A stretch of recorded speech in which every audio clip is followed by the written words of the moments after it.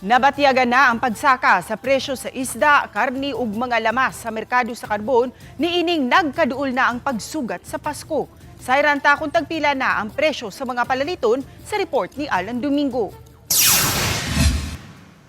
Wapay paglihok ang presyo sa baboy nga anaa sa 370 pesos ang kilo sa tiyan ug 320 ang kilo sa ubang parte.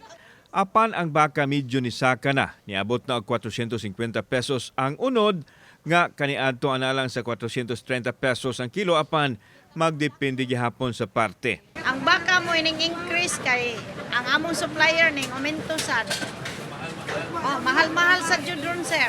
Samtang misaka og tag 50 pesos ang presyo sa karning manok nga niabot na karon og 210 pesos ang kilo gikan sa 160 pesos ang kilo.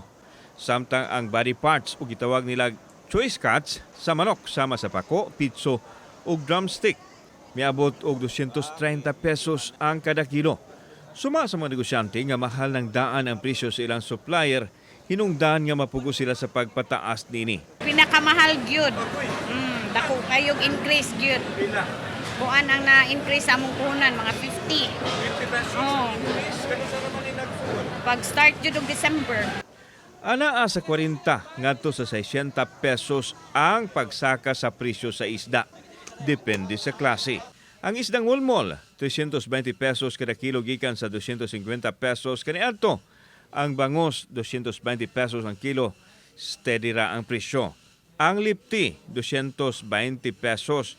Iros, 260 pesos ang kilo. Ang duhaw, 240 pesos ang kilo, apan kaniadto 180 pesos. Ang budburon, 240 gikan sa 180.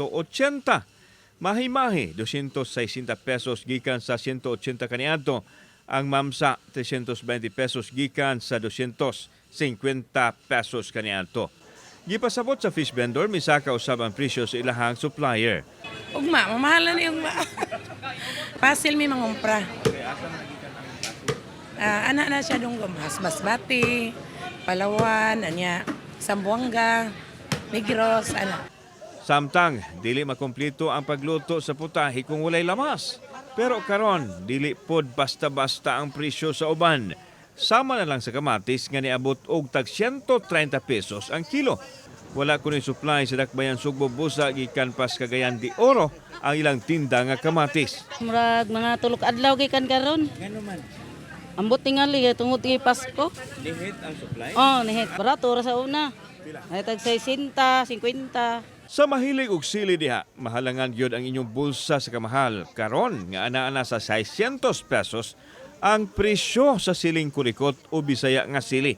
Adunay hybrid nga sili nga tag 560 pesos ang kilo. Samtang ang siling espada tag 360 pesos ang kilo.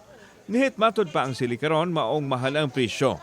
Samtang alang sa mga namalit, mag-budget na lang kuno sila sa ilang pamaliton, ilabi na karong Noche Buena. Gustuhon man nila nga 500 pesos ang ilang budget pero dili kuno madala kay ang kinagamyan nilang budget karon dili mo abos sa usa ka libo ka pesos. 500 dili yun may Dili sir. Walo man may mga uno man akong anak sir. dili yun maigo ang 500. Kay pilay budget nimo ng Buena? 1K. Ang 500 dili ba maigo? May ko raman sad. Igoon. Oo. Kauban si Clover Lumayag ug Rod Prado, ako si Alan Domingo. Balitag Bisdak.